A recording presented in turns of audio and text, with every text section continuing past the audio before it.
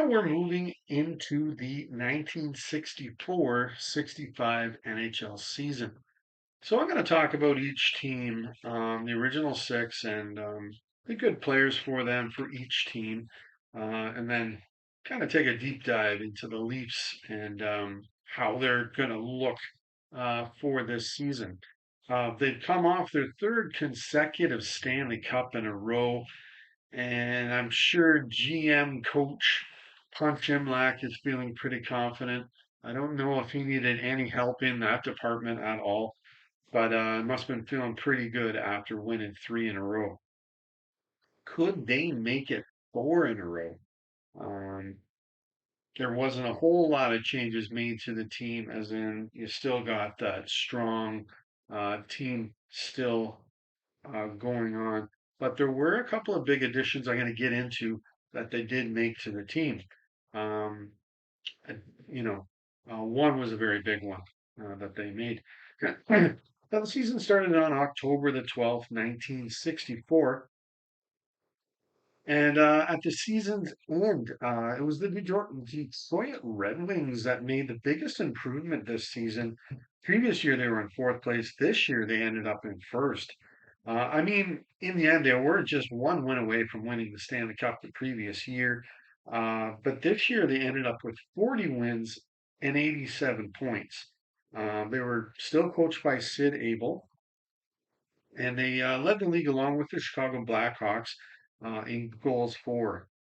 So they were good in that department, and they were just second behind the Leafs in goals against. So they had a good balance going on in Detroit there. Led by future Leaf Normie Ullman, he led the league with 42 goals this season. Roger Crozier also won the Calder this season as the top rookie. Uh, he was their goalie, and he ended up winning each of the 40 games for them, and he actually played in every single game for them as well. He had a nice 913 save percentage, very good 2.42 goals against average, and six shutouts as well. So good job there done by him. In second place was the Montreal Canadiens. They still had a very good year. They still had 83 points. Toe Blake was still behind the bench there for the Habs. It was Claude Provo led the squad with 27 goals. And Charlie Hodge was still the number one goalie in Montreal, and he had 26 wins for their squad. In third place was the Chicago Blackhawks. Billy Ray still behind the bench. Stan Mikita put in another great regular season for the Blackhawks. He led the league in points, giving him the Art Ross Trophy, and he had 87 of them. Bobby Hall, he won the Hart um, for the Blackhawks. That's a really good combination. One to win the Art Ross, one to win the Hart on the same team. He had 39 goals, and he also won the Lady Byng. Bobby Hall did there. One thing I will add to him as well, he was a strong man. If you ever seen his pipes, man oh man, he was a farmer, very strong man. As well for the Hawks, Pierre Pilot won the Norris as the top defenseman, and he actually had his career high of 14 goals this season. So good job by him as well. He also had a 1-2 punch in net for the Hawks. That Glenn Hall was there. He had 19 wins, and Denis DeJordy he had 15 as well, and they ended up with 76 points. Um, they had a lot of goals for, really good in goals against. So I'm assuming they may have lost some tight ones there. The tighter games, those were the ones they were losing. Because the Leafs, they ended up in fourth place. They were only 2 points behind them. They had 74 points. They had a 30 wins, 26 losses, 14 ties record, but they had a plus 31 goal differential as well. So the Leafs must have lost some tight ones as well. Now, once again, those four teams made the playoffs. Once again, the New York Rangers were out. They were in fifth place. It wasn't close. They only had 52 points. So 22 points behind the Leafs. So it wasn't a guess as to who's making the playoffs. It was a guess though who's ending up where in the standings. as the season progressed. The Rangers were still coached by Red Sullivan. Rod Gilbert led the club with 25 goals. For the Rangers, they had a 1-2 punch in net as well, with Jacques Plante with 10 wins and Marcel Palais with 10 as well, going for the Rangers. And in last place, it was the Boston Bruins once again. Um, they finished the season with only 48 points. Milt Schmidt, the legendary Hall of Famer, he was coaching the Bruins still. Johnny Busick led the squad with 26 goals.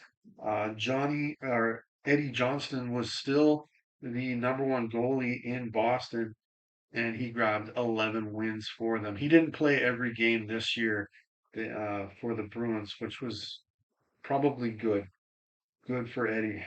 But the problem in Boston is they had the worst offense. They only scored 166 goals this season. In a 70 game season, that was 2.37 goals a game. They were also worst in the defense. They allowed 253 goals or 3.61 goals a game. They had a minus 87 goal differential, so not good. They need to make improvements everywhere. I think they had the right goalie. Eddie Johnston was a good goalie, um, but they needed more offense and better defense. So they needed to make improvements in their squad.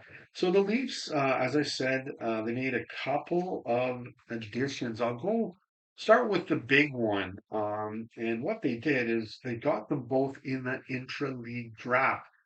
As I mentioned in the previous video, that was set up so that the teams that didn't make the playoffs could grab somebody off a team that did make the playoffs and was left unprotected. The Leafs did make the playoffs, but they still took advantage in the interleague draft here on a couple of guys. The first one was Hall of Famer Terry Sawchuk. They picked him up off of the Detroit Red Wings, and they went with Roger Crozier instead, which was a good choice. He won the Calder for the Red Wings, but Sawchuk still had some time left in him. He definitely did. So the Leafs ended up with an excellent 1-2 punch of Terry Sawchuk and Johnny Bower, two Hall of Fame goalies playing for the Leafs. Sawchuk ended up with 16 wins, a very nice 915 save percentage, 2.56 goals against average, and he did have a shutout. Bauer had 14 wins, a great 924 save percentage, and three shutouts. So there was a real good combination in net for the Leafs. Now, just to go over Sawchuk's track record, he came in with a wonderful one. He had already won three Stanley Cups with the Red Wings in 1952, 54, and 55. He had won the Calder Trophy as a top rookie way back in 1950-51.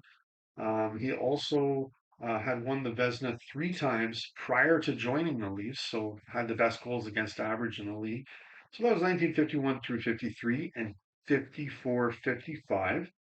After he joined the Leafs, he and Bauer that season, they won the Vezina together because they led the league in goals against. He was an all-star before this nine times. As I said, that was when the team that won the Stanley Cup would play the All Stars of the other of the rest of the league. But he did play it from 1950 through 56, 1959, and 1963. He would go on to be an All Star two more times as well in 64 and 1968 after um, when he was, I believe, with the LA Kings at that point. He led the league in wins five times, so 1950 through 1955. Tops for him was 1944, and he did it twice in 1950, 51, and the following season as well.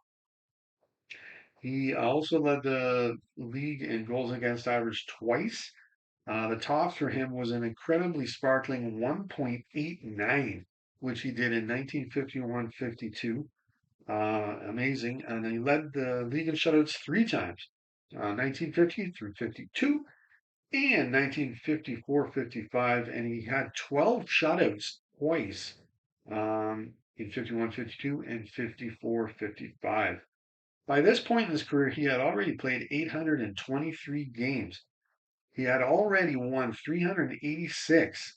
He had tied 148. So that is huge. Nowadays, they don't have ties. You're going to win or lose every night. I don't know like how many wins he would have had. Like we were talking about him already having like 450 wins. If they had the shootout back then, I don't know if they would have went for it. But if you had to win or lose every night, that kind of thing, he would have had an even more incredible numbers. He had a very impressive 2.45 goals against average, and he already had 96 shutouts at this point in his career. So he would go on to play another 148 games, winning 59, tying 36. He would go on still have very good goals against average of 2.86 and a 907 save percentage, and still he still could get another seven shutouts uh, through the rest of his career. After Toronto, as I said, he did play for the LA Kings. He would go back to Detroit again for his third stint there, and the New York Rangers as well. Sadly, though, Terry did pass away. He was only 40 years old and he was still playing in the NHL when he passed away. Um, Now, the other player that the Leafs picked up was Dickie Moore. It was also through the intra-league draft, and he was picked up through or from the Montreal Canadiens, and he had quite a track record as well. He, as well, is in the Hockey Hall of Fame. He had played in six All-Star games, 1953 and then 56 through 60. He had also won the Art Ross Trophy twice in consecutive years, so 1957 through 59. He had a career high 41 goals and 96 points in 1958-59, which was quite incredible back in the 50s, scoring 40 goals and getting 90 points back then. He led the league three times in game-winning goals, 1956 through 59, and he won the Stanley Cup six times with the Montreal Canadiens. So it's those years, those All-Star games he played in. So 1953, and then five times in a row when the Habs won it, 1956 through 60. That is incredible. Winning the Stanley Cup five times in a row. I understand there was only six teams back then, but they still had the best team in the league that many years in a row that were able to win the Stanley Cup. It's quite incredible. Now, by this point, Dickey had played 654 games. He had scored 254 goals and added 333 assists for 593 points. Now, for the season this year, Dickey, he only ended up playing in the lineup for the Toronto Maple Leafs 38 times, and he scored a couple of goals, and he had 68 penalty minutes. Now, to get into a deeper look into the Leafs, who was doing well with the Leafs this year, it was Frank Mahovlich and Ronnie Ellis who led the team with 23 goals, both of them. Um, Ellis was a rookie this season. This was his first real year in the NHL, and he finished second in color voting to Roger Crozier, as I already mentioned. He won the Calder. Mahovlich also had the most points on the team with 51. And Carl Brewer led the team with 177 penalty minutes, which I think also led the league. So he was a rough and tumble defenseman back there, Carl Brewer, and not the only one. Mahovlich and Ellis also had seven power play markers. And who else but Bobby Pulford led the squad with four shorties. Ron Stewart led the Leafs with five game-winning goals as well. Now, it was actually last night. I think I already talked to my dad about this. He was at this time he would have been a teenager during this season. So he had he saw them win the cup um, a lot when he was a kid, and as I remember him saying, he kind of took it for granted that the Leafs winning the cup. And then he never thought that this kind of drought would happen. When they won the cup, he was 16 years old. He didn't imagine that there would be a drought um, so long without them winning the cup. He kind of took it for granted that they were uh, so good. Um, so well in the 60s. But his favorite players definitely, he was a big fan of Frank Mahovlich. He liked Davy Keon as well. And he said he always enjoyed watching Eddie Shack going skating around the ice, causing havoc there for the Leafs. He really enjoyed watching him as well. So now this year as well, Frank Mahovlich had a problem. He actually entered himself into a psychiatric hospital, um, and it may have been due to stresses caused from his own coach, Punch Imlach. Um, I'm I know certainly after leaving Toronto, he was one of the players that didn't speak too highly of how Imlach his coaching style. And it definitely, if I were running the team, if I was Imlach's boss, this would be a big red flag for me. Um, I'm not of that generation of Punch Imlach's generation um, um, how to how to deal with your players. Each player needs to be dealt differently, and not with an iron hand that he had on all his players. So this would have been a big red flag for me, and maybe needing a different style of coaching than what you got here. But in saying that, he's still very successful. He won three Stanley Cups in a row here, and there was another one to come. But as I said, that would have been a big red flag for me for sure. Now, I've written it out, the lineup, and I'm not sure if it's correct, but I've written out the lineup for the Leafs, the guys who played the most games and whatever, and the goals that they scored. And yes, you still have a very strong team here, so I might as well show you instead of looking at it myself. But I don't know if it's right. But I still got Mahovlich, Keon, Armstrong on that top line. Bobby Pulford with Red Kelly and Bathgate. Those are two great lines. I'm not sure. I know Ronnie Ellis led the team in goals, but he was a rookie, so I don't know if he would have played on that top line or not. Maybe he would have. But yeah, I got that. And Douglas was definitely in the lineup with the Leafs, and I really enjoy that defense core. That's a great defense core, all strong, tough, and can throw the body real good. And now you got Sawchuck and Bauer in net, and then you got the extras. Extras, you still got Jimmy Papp in there, Dickie Moore, and Pete Stemkowski's getting more games here. He had somewhere in the 30s. He was a centerman. He was rough and tough too. He could wasn't afraid of dropping the mitts either. So there you go. There you have it. And then yeah, I still got draft picks that the Leafs would have. If I was running the team, doing the draft, you'd still have Walt McKechnie, Jim McKinney, Jerry Meehan.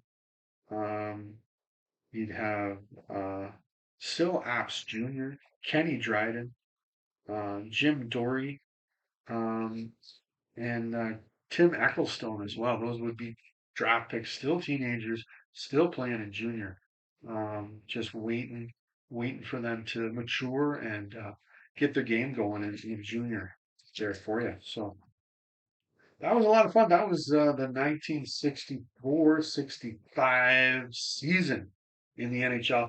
And I think next up, we're going to go right into the playoffs, the 1965 playoffs with the Leafs, and see what they do this year as they try and make it four in a row, four Stanley Cups in a row, see if they can do it.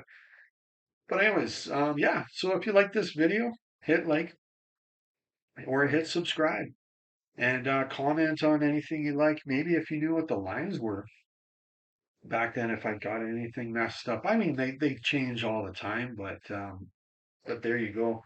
Yeah, you can definitely comment. But so that's it. And until next time, go Leafs, go.